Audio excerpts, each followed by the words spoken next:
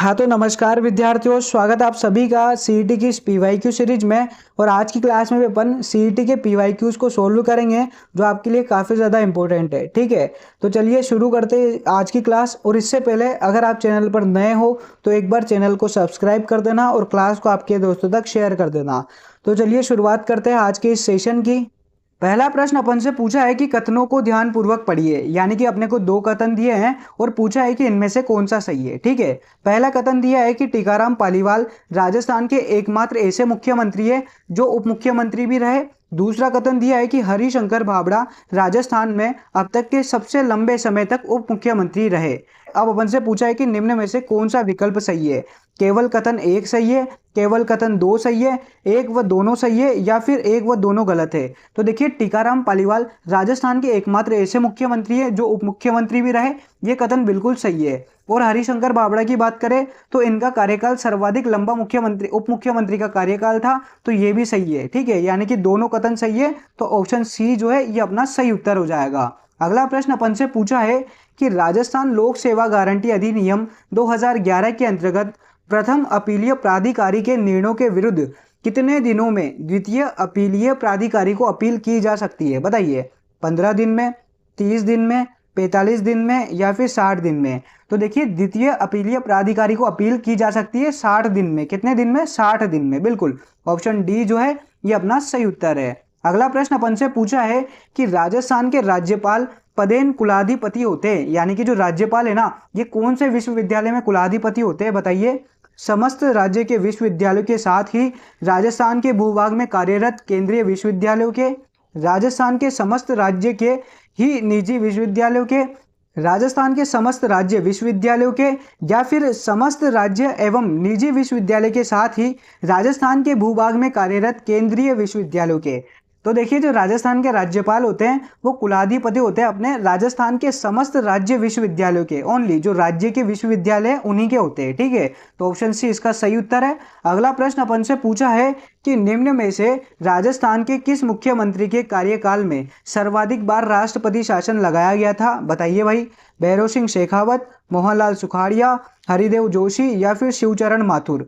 तो देखिए, सर्वाधिक बार राष्ट्रपति शासन जिस मुख्यमंत्री के कार्यकाल में लगा ना, वह अपने भैरों सिंह शेखावत। बिल्कुल, भैरों सिंह शेखावत के काल में 2 बार राष्ट्रपति शासन लगा है। एक बार तो लगा था 1980 में और एक बार लगा था आपके 1992 में। बिल्कुल, 2 बार भैरों सिंह शेखावत के काल में राष्ट्रपति शासन लगा है, जो कि अब तक राजस्थान के इतिहास में सर्वाधिक बार है। ठीक है, तो ऑप्शन ए इस प्रश्न का सही उत्तर है। अगला प्रश्न अपन से पूछा है कि निपुण भारत मिशन कार्यान्वित किया जा रहा है, यानी कि जो निपुण भारत मिशन है ये किसके द्वारा चलाया जा रहा है। बताइए, शिक्षा मंत्रालय द्वारा, सूक्ष्म लघु मध्यम उद्यम मंत्रालय यानी कि एमएसएमई विभाग द्वारा, श्रम एवं रोजगार मंत्रालय द्वारा, या फिर विज्ञान एवं प्रौद्योगिकी मंत्रालय द्वारा। तो देखिए, आपका जो निपुण भारत मिशन है ये कार्यान्वित किया जा रहा है शिक्षा मंत्रालय द्वारा। बिल्कुल, ऑप्शन ए जो है ये इस प्रश्न का सही उत्तर है। और बात करें निपुण भारत मिशन की, तो ये मूल्यांकन केंद्रित मिशन है। ठीक है, तो ऑप्शन ए इस प्रश्न का सही उत्तर है। अगला अपन से पूछा है कि निम्नलिखित में से कौन सा सुमेलित नहीं है। देखो, नेगेटिव पूछा है। एक तरफ आपको राजनीतिक कार्यकर्ता दिए हुए हैं और दूसरा संबंधित देशी राज्य दिए हुए हैं, और पूछा है कि निम्न में से कौन सा सुमेलित नहीं है। तो बताइए, कृष्णदत्त पालीवाल का संबंध धौलपुर से, बिल्कुल सही है। हरिमोहन माथुर का संबंध करौली से, नहीं, ये गलत है। जो आपके हरिमोहन माथुर है इनका संबंध बूंदी से है, न कि करौली से। ठीक है, मथुरादास माथुर मारवाड़, बिल्कुल सही है। गोपीलाल यादव का संबंध भरतपुर से, ये भी सही है। यानी कि ऑप्शन बी जो है कि हरिमोहन माथुर और करौली यह सुमेलित नहीं है। ठीक है, तो ऑप्शन बी जो है यह अपने इस प्रश्न का सही उत्तर है। अगला प्रश्न अपन से पूछा है कि भरतपुर राज्य प्रजा संघ की स्थापना हुई। बताइए, भरतपुर राज्य प्रजा संघ की स्थापना कब हुई थी। 1937 में, 1928 में, 1938 में, या 1942 में। तो आपके जो भरतपुर राज्य प्रजा संघ है इसकी स्थापना होती है 1928 में। बिल्कुल, 1928 में आपके गोपीलाल यादव जो है ये भरतपुर राज्य प्रजा संघ की स्थापना करते हैं। ठीक है, तो ऑप्शन बी जो है ये सही उत्तर है। और बात करें भरतपुर प्रजामंडल की, तो भरतपुर प्रजामंडल की स्थापना हुई थी आपके 1938 में। ठीक है, अगला प्रश्न अपन से पूछा है कि 1857 की क्रांति के दौरान जयपुर के पॉलिटिकल एजेंट कौन थे। बताइए, McMahon, major Burton, William Eden या फिर मेजर मॉरिसन। तो देखिए जयपुर के पॉलिटिकल एजेंट है ना, वो थे आपके विलियम ईडन। कौन है? William Eden. बिल्कुल ऑप्शन सी जो है ये अपना सही उत्तर है। ठीक है, और बात करें जयपुर की, तो जयपुर एक ऐसी रियासत थी जिसने 1857 की क्रांति में भाग नहीं लिया था। ठीक है, ये स्पेशल फैक्ट है तो आपको याद रखना है। अगला प्रश्न आपसे पूछा है कि भारत के किस गवर्नर जनरल के कार्यकाल के दौरान हिंदू विधवा पुनर्विवाह अधिनियम पारित किया गया? बताइए। Lord Amherst, Lord Ellenborough, Lord Canning या लॉर्ड मेयो? तो देखिए हिंदू विधवा पुनर्विवाह अधिनियम जो पारित हुआ था ये हुआ था आपके लॉर्ड कैनिंग के कार्यकाल में। बिल्कुल 1856 में ये अधिनियम पारित हुआ था, और इस अधिनियम को पारित कराने में विद्याचंद्र सागर का काफी ज्यादा योगदान रहा था। ठीक है, तो ऑप्शन सी जो है ये अपने इस प्रश्न का सही उत्तर है। अगला प्रश्न अपन से पूछा है कि हटुंडी जो अजमेर में है वहां पर गांधी आश्रम की स्थापना खालिस्तान के द्वारा की गई, यानी कि किसके द्वारा की गई? बताइए। अर्जुन लाल सेठी, हरिभाऊ उपाध्याय, जमनालाल बजाज या फिर माणिक्यलाल वर्मा? तो हटुंडी में गांधी आश्रम की स्थापना की थी आपके हरिभाऊ उपाध्याय ने। किसने करी थी? हरिभाऊ उपाध्याय ने। बिल्कुल ऑप्शन बी जो है ये सही उत्तर है। अगला प्रश्न आपसे पूछा है कि विजय सिंह पथिक ने किस समाचार पत्र के माध्यम से बिजोलिया किसान आंदोलन का प्रचार पूरे भारत में कर दिया था? बताइए।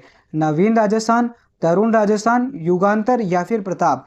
तो देखिए बिजोलिया किसान आंदोलन का प्रचार पूरे भारत में किया था प्रताप समाचार पत्र के माध्यम से। बिल्कुल, जो आपके प्रताप समाचार पत्र है जो कानपुर से प्रकाशित होता था, और जो गणेश शंकर विद्यार्थी है वो इनको प्रकाशित करते थे। ठीक है, तो इस समाचार पत्र के माध्यम से बिजोलिया किसान आंदोलन को पूरे भारत में प्रसिद्धि प्राप्त हुई थी। ठीक है, तो ऑप्शन डी जो है ये सही उत्तर है। और बात करें नवीन राजस्थान और तरुण राजस्थान की, तो ये राजस्थान सेवा संघ से जुड़े हुए समाचार पत्र है। ठीक है, अगला प्रश्न आपसे पूछा है कि अधोलिखित कथनों को सावधानी पूर्वक पढ़िए और बताइए कौन सा सत्य है।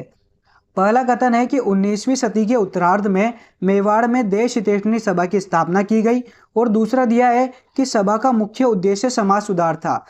अब सही कूट को चुनिए। केवल कथन एक सत्य है, केवल कथन दो सत्य है, न तो एक और न ही दो सत्य है, दोनों कथन सत्य है। तो देखिए 19वीं सदी के उत्तरार्ध में मेवाड़ में देश हितैषणी सभा की स्थापना हुई थी। बिल्कुल सही बात है। देश हितैषणी सभा की स्थापना 1877 में महाराणा सज्जन सिंह ने करी थी। ठीक है, और बात करें इस सभा का जो मुख्य उद्देश्य था वो समाज सुधार था, ये बात भी बिल्कुल सही है। जो देश हितैषणी सभा है ये मुख्यतः वैवाहिक खर्चों को कम करने और समाज सुधार के लिए बनाई गई थी। ठीक है, तो दोनों कथन सत्य हो जाएंगे, तो डी ऑप्शन जो है ये अपना सही उत्तर है। अगला प्रश्न अपन से पूछा है कि 1857 की क्रांति में अंग्रेज व जोधपुर राज्य की संयुक्त सेना को किसने पराजित किया था? बताइए। ठाकुर खुशहाल सिंह ने, जय दयाल ने, मेहराब खां ने या रावत राम सिंह ने? तो देखिए अंग्रेज व जोधपुर इन दोनों की संयुक्त सेना को पराजित किया था आपके ठाकुर खुशहाल सिंह ने। बिल्कुल, और ये किया था इन्होंने बिथोड़ा के युद्ध में, और आपके बिथोड़ा का युद्ध हुआ था 8 सितंबर को। कब हुआ था? तो 8 सितंबर को आपके बिथोड़ा का युद्ध होता है, जिसमें जोधपुर और अंग्रेजों की इन संयुक्त सेना को ठाकुर खुशहाल सिंह चंपावत ने पराजित किया था। ठीक है, तो ऑप्शन ए जो है ये सही उत्तर है। अगला प्रश्न अपन से पूछा है कि निम्नलिखित में से कौन सा वाद्य यंत्र बाकी तीनों से अलग है? बताइए। खड़ताल, मशक, शहनाई या अलगोजा?